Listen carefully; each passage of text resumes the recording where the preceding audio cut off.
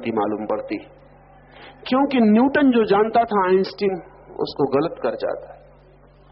Einstein जो जानता है वो आइंस्टीन की बात की पीढ़ी गलत किए दे रही है। और अब इस दुनिया में कोई वैज्ञानिक इस आश्वासन से नहीं मर सकता कि मैं जो जानता हूं वो सत्य है। वो इतना ही कह सकता है कि पिछले असत्य से मेरा असत्य अभी ज्यादा अपीलिंग है, ज्यादा आकर्षक है। आने वाले लोग उसे असत्य कर देंगे, वे दूसरे असत्य को पकड़ा देंगे।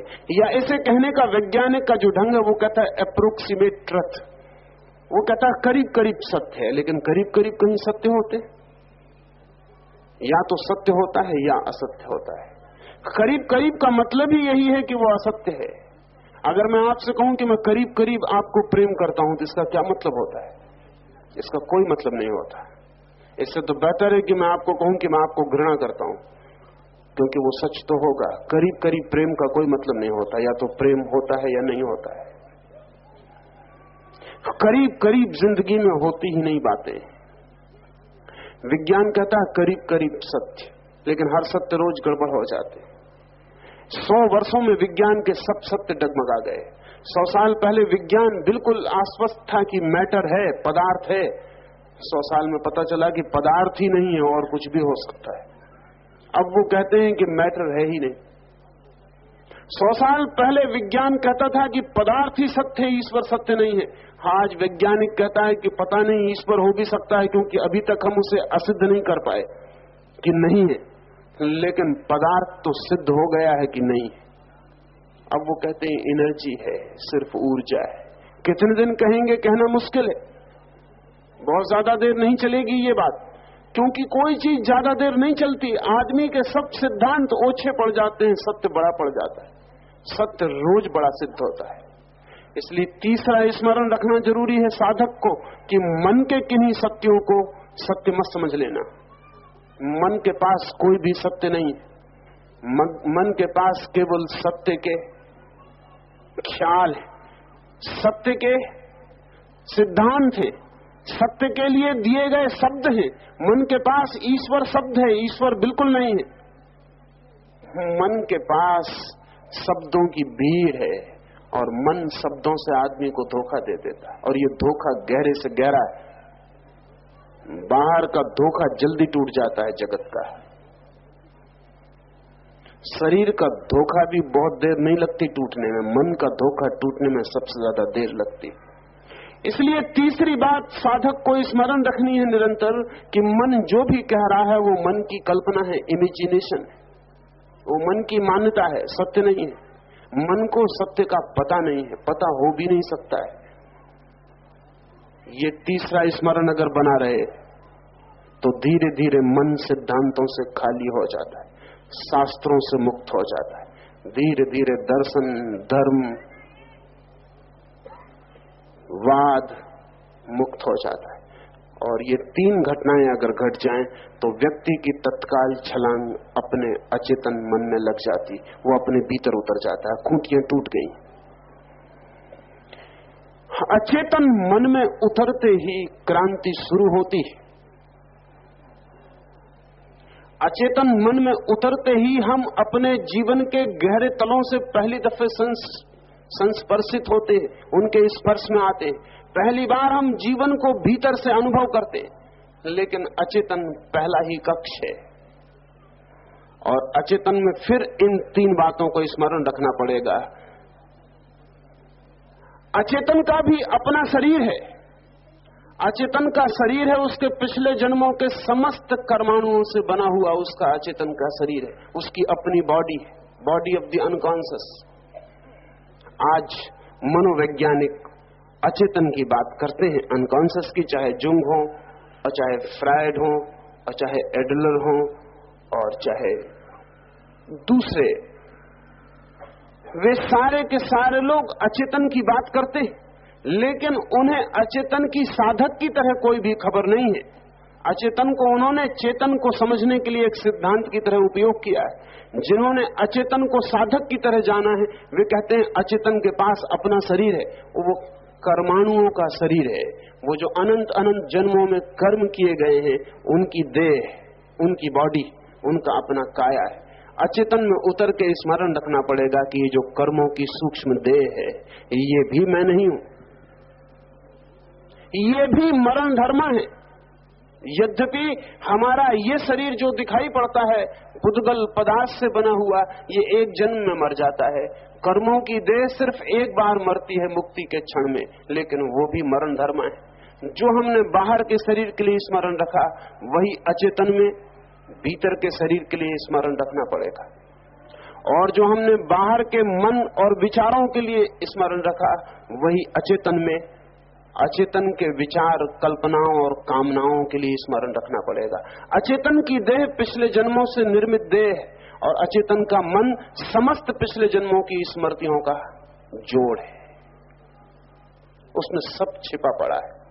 मन का एक अद्भुत नियम है कि मन एक बार भी जिस बात को याद कर ले उसे कभी भूलता नहीं। आप कहेंगे ऐसा नहीं मालूम होता, बहुत सी बातें हम भूल जाते, वो सिर्फ आपको लगता है कि आप भूल गए। आप भूल नहीं सकते, स्मरण किया जा सकता है, सिर्फ अस्त व्यस्त हो गया होता है। कभी कोई आदमी कहता है कि बिल्कुल जबान पर रखा है आपका नाम, लेकिन याद नहीं आ रहा। ये आदमी बड़े मजे की बात कह रहा है। ये आदमी ये कह रहा है जबान पर रखा है और याद नहीं आ रहा, दोनों का क्या मतलब है? ये दोनों कंट्राडिक्टरी। अगर जबान पर रखा है तो कृपा करके बोलिए। कहता जबान पर तो रखा है लेकिन याद नहीं आ रहा। असल में उसे दो बातें याद आ रही हैं। उसे ये याद आ रहा है कि मुझे याद था, और ये भी याद आ रहा है कि फिलहाल याद नहीं आ रहा है। और बगीचे में चला गया, गड्ढा खोद रहा है, सिगरेट पी रहा है, कुछ और काम में लग गया, अखबार पढ़ने लगा, रेडियो खोल लिया है, और अचानक बबल अप हो जाता है। वो जो याद नहीं आ रहा था एकदम भीतर से उठाया, वो कहता हाँ याद आ गया है। ठीक ऐसे ही अचेतन में उतरते ही पिछले जन्मों का सब कुछ याद आना शुरू हो जाता है, लेकिन वो भी मन है। अगर उस मन का भी स्मरण रखा कि इस मन से भी नहीं पा सकूंगा सत्य को, तो आदमी की दूसरी छलांग लग जाती। वो दूसरी छलांग कलेक्टिव अनकॉन्शियस में, वो समष्टि अचेतन में। ये जो पहली छलांग थी अपने व्यक्तिगत अचेतन में थी, इंडिविजुअल अनकॉन्शियस में थी, मैं अपने अचेतन में उतरा था। और जिस दिन अपने अचेतन से छलांग लगती है उस दिन मैं सबके अचेतन में उतर जाता हूं। उस दिन दूसरा आदमी सामने से गुजरता है तो दिखाई पड़ता है कि यह आदमी किसी की हत्या करने जा रहा है। उस दिन दूसरा आदमी आया भी नहीं और पता चल जाता है कि यह आदमी क्या पूछने आया है। उसने पूछा भी नहीं और पता चल जाता है कि क्या पूछने आया है। उस दिन कोई आदमी आंख से गुजरता दिखाई पड़ता है और पता चलता है कि इसकी मौत तो करीब आ गई, ये मरने के करीब है। उस दिन व्यक्ति समष्टि अचेतन में उतर जाता है। गहरी उस गहराई में हम सबसे जुड़ जाते हैं, सबके अचेतन से जुड़ जाते हैं। वो बड़ा विराट अनुभव है, वो बड़ा गहरा अनुभव है, क्योंकि सारा जगत भीतर से एक मालूम होने लगता है। जीवंत जगत एक मालूम होने लगता है, सब जीवन अपना ही मालूम होने लगता है। लेकिन यहां से भी छलांग लगानी, ये भी परम स्थिति अल्टीमेट नहीं है। इसकी भी देह है, इसमें समस्त लोगों के कर्मों का जो देह है वो मेरी देह बन जाती। इस स्थिति में आदमी अपने को करीब करीब ईश्वर जैसा अनुभव करता है। इसलिए बहुत से लोग जो घोषणा कर देते हैं कि मैं ईश्वर हूं, उसका कारण वही है जैसे कि मेहर बाबा की घोषणा थी कि मैं ईश्वर हूं, मैं अवतार हूं। ये समष्टि अचेतन में जो व्यक्ति उतर जाता है वो आपको धोखा नहीं देता, ऐसा उसे लगता है कि वो ईश्वर है, क्योंकि सबकी चेतना का सब कुछ उसे अपना मालूम होने लगता है। हमें लगता है कि कोई आदमी अपने को ईश्वर कहे तो कैसा पागलपन है। गहरे में पागलपन है। असल में ये भी कोई आखिरी स्थिति नहीं है। सबकी चेतना, सबके चेतन कर्म अपने मालूम होने लगते हैं। इसलिए मेहर बाबा कह सकते, गांधी मरे तो वो कह देते हैं कि मैंने उन्हें अपने में लीन कर लिया। नेहरू मरे तो वो कह देते हैं कि मैंने उन्हें अपने में लीन कर लिया। कुछ लोग कहेंगे कि आदमी चालाक धोखेबाज मालूम पड़ता है। जहां हम जीते हैं वहां से ये धोखेबाजी मालूम होगी। धोखा है, धोखेबाजी नहीं है। धोखा मेहर बाबा को है, आपके लिए धोखेबाजी नहीं कर रहे हैं। ऐसा लगता है जब समष्टि सारे लोगों का अचेतन मन मेरा ही मालूम पड़ने लगता है, तो जिसकी भी देह छूटती लगता है वो मुझ में ही लीन हो गया। सबकी देह, सबके कर्मों की देह मेरी देह हो गई और सबके मनों के विचार मेरे विचार हो गए, लेकिन अभी भी मैं मौजूद हूं। इसलिए मेहर बाबा कह सकते हैं कि मैं अवतार हूं, और जब तक मैं मौजूद है तब तक परम सत्य की उपलब्धि नहीं है। अगर हम यहां भी स्मरण रख सकें कि ये मेरा ईश्वर जैसी देह भी देह ही है, और ये मेरा ईश्वर जैसा मन, ये डिवाइन माइंड भी मन ही है, ये सुपरामेंटल भी मन ही है, अगर यहां भी हम उन्हीं स्मरण रखें उन्हीं सूत्रों का, तो एक और छलांग लग जाती है और व्यक्ति कॉस्मिक अनकॉन्शियस में, ब्रह्म अचेतन में उतर जाता है। ब्रह्म अचेतन में वो कह पाता है अहम ब्रह्मास्मि, मैं ब्रह्म हूं। तब ये चांद तारे उसे अपनी देह के भीतर घूमते मालूम पड़ने लगते हैं। स्वामी राम निरंतर कहा करते थे कि चांद तारे मेरे भीतर घूमते हैं, सूरज मेरे भीतर उगता है। अगर हम मनोवैज्ञानिक से कहेंगे तो वो कहेगा कि ये आदमी न्यूरोटिक, साइकोटिक, इसका आदमी का दिमाग खराब हो गया, क्योंकि चांद तारे सदा बाहर, चांद तारे भीतर कैसे हो सकते। मनोवैज्ञानिक के कहने में भी सच्चाई है, जहां तक उसकी समझ है वो ठीक कह रहा है, लेकिन उसे रामतीर्थ जैसे व्यक्ति के अनुभव का पता नहीं। रामतीर्थ जैसे व्यक्ति का विस्तार कॉस्मिक बॉडी का हो गया। इस विश्व की जो अनंत सीमाएं हैं वही अब उसकी सीमाएं, इसलिए सब उसे अपने भीतर घूमता हुआ मालूम पड़ेगा। चांद तारे उसे अपने भीतर घूमते मालूम पड़ेंगे। ऐसा व्यक्ति कह सकता है कि मैंने जगत को बनते देखा और मैं जगत को मिटते देखा, और मैं चांद तारों को जन्मते देखता हूं और चांद तारों को मिटते देखता हूं। ऐसे व्यक्ति की स्मृतियां कॉस्मिक मेमोरी से आनी शुरू हो जाती। जिन लोगों ने दुनिया में सृष्टि के जन्म की बातें कही हैं, उनमें से अधिक लोग ऐसे हैं जिन्हें कॉस्मिक अनकॉन्शियस का अनुभव हुआ है। इसलिए वो इस तरह की बात कहते हैं कि परमात्मा ने कब दुनिया बनाई, कब पृथ्वी बनी, कब चांद तारे बने, उनकी तारीखों में भूल चूक हो सकती है, क्योंकि उस क्षण में तारीखों का हिसाब रखना बहुत मुश्किल है। लेकिन उन व्यक्तियों के अनुभव ऑथेंटिक है, अनुभव ऑथेंटिक है, अल्टीमेट नहीं, प्रमाणिक है, अंतिम नहीं। तीसरे, इस कॉस्मिक अनकॉन्शियस में, इस ब्रह्म अचेतन में भी अगर व्यक्ति स्मरण रख सके, उन्हीं सूत्रों का सूत्र वही रहेंगे कि ये शरीर भी विराट ब्रह्म का शरीर ही है। शरीर छोटा हुआ, 6 फीट का हुआ कि अनंत अनंत योजन विस्तार वाला हुआ, इससे कोई फर्क नहीं पड़ता। विचार मेरे हुए कि परम ब्रह्म के हुए, इससे भी कोई फर्क नहीं पड़ता। ये सिर्फ मात्राओं के फर्क है। अगर यहां भी वो स्मरण रखे तो चौथी छलांग लग जाती और व्यक्ति महानिर्वाण में प्रवेश कर जाता है, जहां मन समाप्त हो जाता है, जहां मैं समाप्त हो जाता है। वहां वो ये भी नहीं कहता कि मैं ब्रह्म हूं। बुद्ध जैसा व्यक्ति ये भी नहीं कहता कि मैं ब्रह्म हूं, वो ये भी नहीं कहता कि मैं ईश्वर हूं, वो ये भी नहीं कहता कि मैं आत्मा हूं। इसलिए बुद्ध को समझना बहुत मुश्किल पड़ा है, क्योंकि वो कहते हैं आत्मा भी नहीं है, वो कहते हैं ईश्वर भी नहीं है, वो कहते हैं ब्रह्म भी नहीं है। फिर जो बच जाता है वही है दैट विच रिमेन्स। अब वो क्या बच जाता है? शून्य बच जाता है, जिसकी कोई सीमा नहीं है। शून्य बच जाता है जिसमें कोई विचार की तरंग नहीं है। शून्य बच जाता है जिसमें कोई सेंटर नहीं है, कोई ईगो नहीं है। शून्य बच जाता है, कहना चाहिए कुछ भी नहीं बच जाता है। ये जो सब कुछ का खो जाना है, यही सब कुछ का पाना भी है। ये परम है, ये आखिरी, इसके पार का उपाय नहीं, क्योंकि अब कुछ पार भी किसी के जा सको वो भी नहीं बच जाता है। कॉस्मिक अनकॉन्शियस से ब्रह्म अचेतन से जो छलांग लगती है, वो शून्य में, परम में, सत्य में, महानिर्वाण में, मोक्ष में, जो भी हम नाम देना चाहें दे सकते हैं।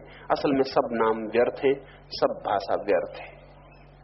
इसमें बाधाएं, पहली बाधाएं तो हम अपनी हैं, इसलिए मैंने उसकी विस्तार से चर्चा की। हमारी बाधाएं 3 हैं।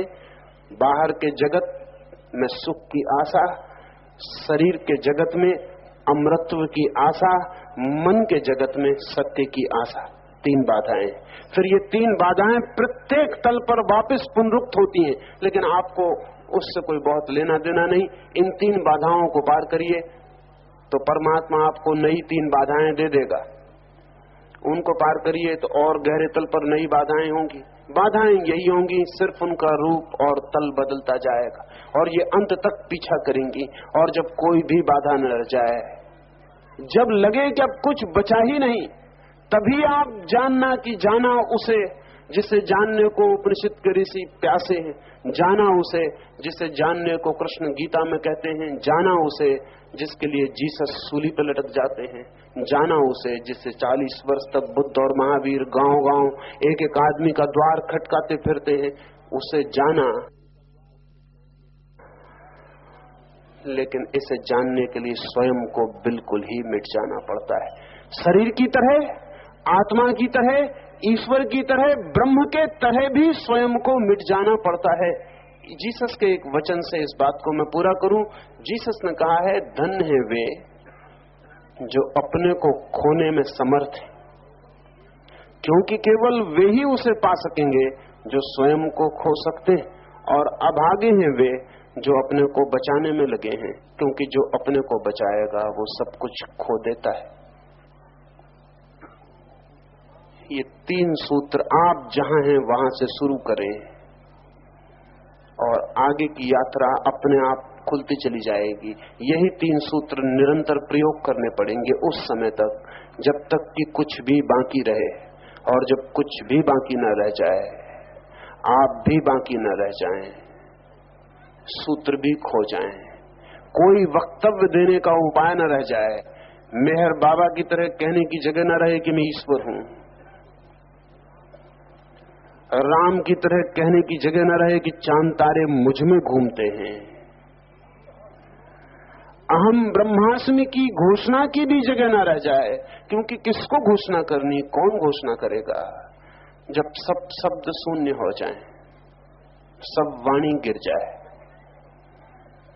सब व्यक्तित्व खो जाए, तब जो शेष रह जाता है वही परम, वही द अल्टीमेट, वही सब धर्मों की खोज, वही सब प्राणों की प्यास, वही सब आत्माओं की आकांक्षा है, वही है अमृत।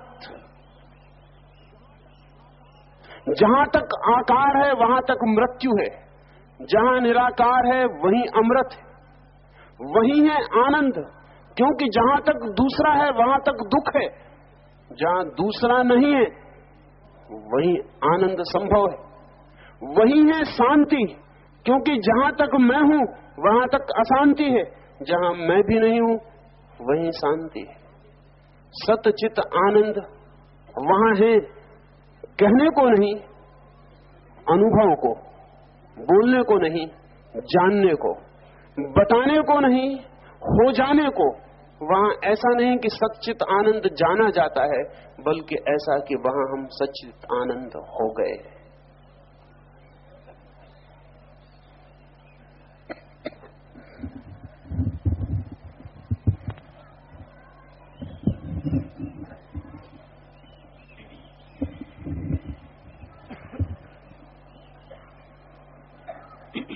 आचार्य श्री, अप्रमाद की साधना के संदर्भ में कृपया समझाइए कि साक्षी, सजगता और तथाता की साधना में क्या क्या समानताएं व भिन्नताएं हैं। साक्षी, सजगता और तथाता, इन तीनों शब्दों को अप्रमाद की साधना के लिए समझ लेना उपयोगी है। साक्षी पहला चरण है। साक्षी का मतलब है कि जीवन में मैं एक गवाह की तरह गुजरूं। साक्षी का मतलब है मैं एक विटनेस की तरह, एक देखने वाले दृष्टा की तरह जिंदगी में जीऊं।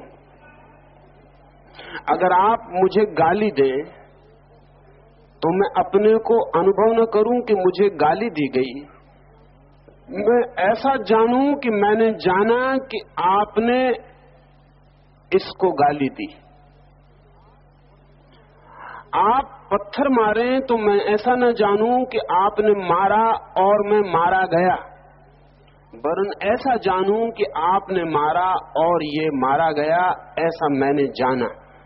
मैं निरंतर ट्रायंगल के तीसरे कोने पे खड़ा रहूं, मैं निरंतर दो के बीच में अपने को न बांटूं, तीसरे पे उचक के खड़ा हो जाऊं, तीसरे पे छलांग लेता रहूं।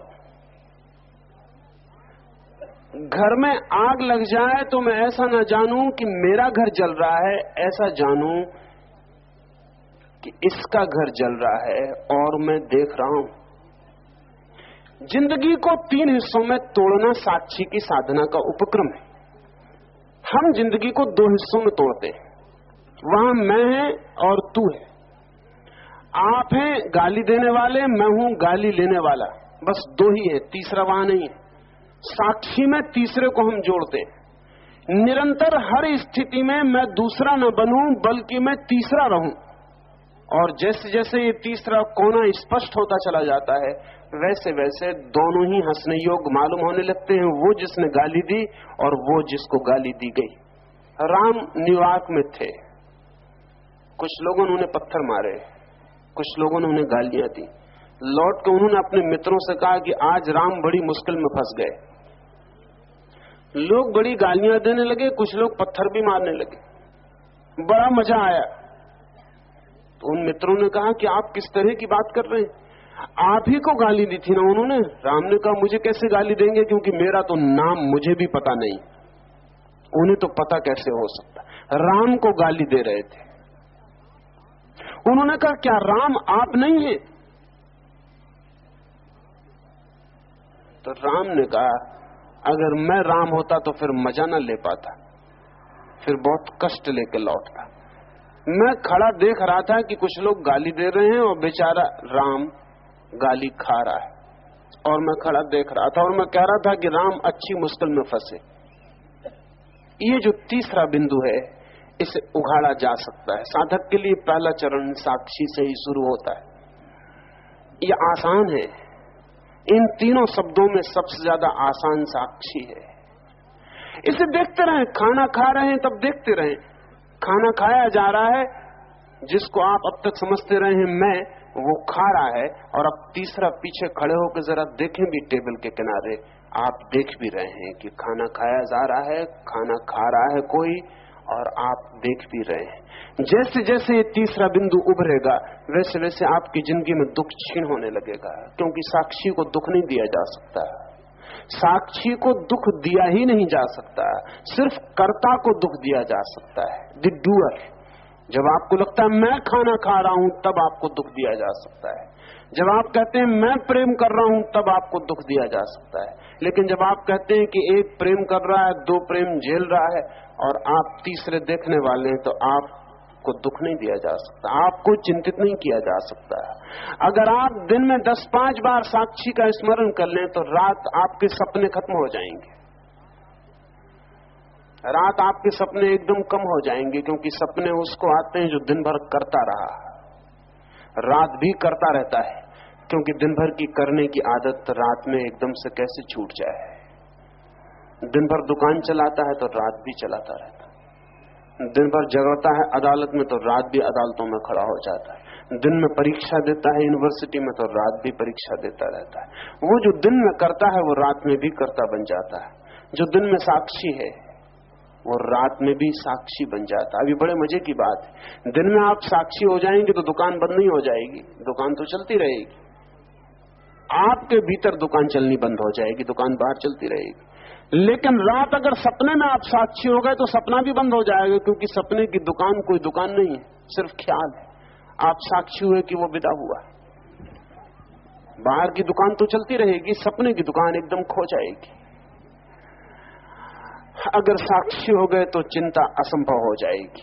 इसलिए जिस मुल्क में जितना ही इस बात का ख्याल है कि मैं कर रहा हूं, उस मुल्क में उतनी ही चिंता बढ़ जाती है। आज अमेरिका में सबसे ज्यादा चिंता है, क्योंकि सबसे ज्यादा ख्याल है कि मैं करूंगा, मैं कर रहा हूं, जो भी है उसके पीछे मैं खड़ा हूं। अतीत की दुनिया में चिंता बहुत कम थी। इसका कारण यह न था कि चीजें कम थी। अतीत की दुनिया में चिंता कम थी, इसका यह कारण न था कि लोग बैलगाड़ियों में चल रहे थे और हवाई जहाजों में नहीं चल रहे थे। अतीत में चिंता कम थी तो उसका हो जाता, वो देखता था चीजें हो रही, मैं नहीं कर रहा हूं। वो उसको कई ढंग से कहता था। कभी कहता था ईश्वर कर रहा है, ये उसका एक ढंग था कहने का कि मैं करने वाला नहीं। कभी कहता था भाग्य कर रहा है, ये भी उसका एक ढंग था कहने का कि मैं करने वाला नहीं हूं। कभी कहता था जो लिखा है वो हो रहा है, ये भी उसका एक ढंग था कहने का कि करने वाला मैं नहीं हूं। लेकिन हम पागल लोग हैं, हमने उसके कहने के ढंगों को इतने जोर से पकड़ा कि वो जिस लिए कह रहा था वो बात तो खो गई और जो कह रहा था वो जोर से पकड़ गई। अब भी हम कहते हैं कि जो भाग्य में हो रहा है वो हो रहा है, लेकिन ज्योतिषी के पास पहुंच जाते हैं हाथ दिखाने की कोई उपाय हो तो मैं कुछ, लेकिन सिर्फ कहते इसका हमारे प्राणों में कहीं कोई जगह नहीं, कहीं कोई जगह नहीं है। शब्द रह जाते हैं हाथों में। ये सारे के सारे शब्द सिर्फ कहने के ढंग थे। तो लाइक करना, इनके पीछे जो असली बात थी वो तीसरा कौन था।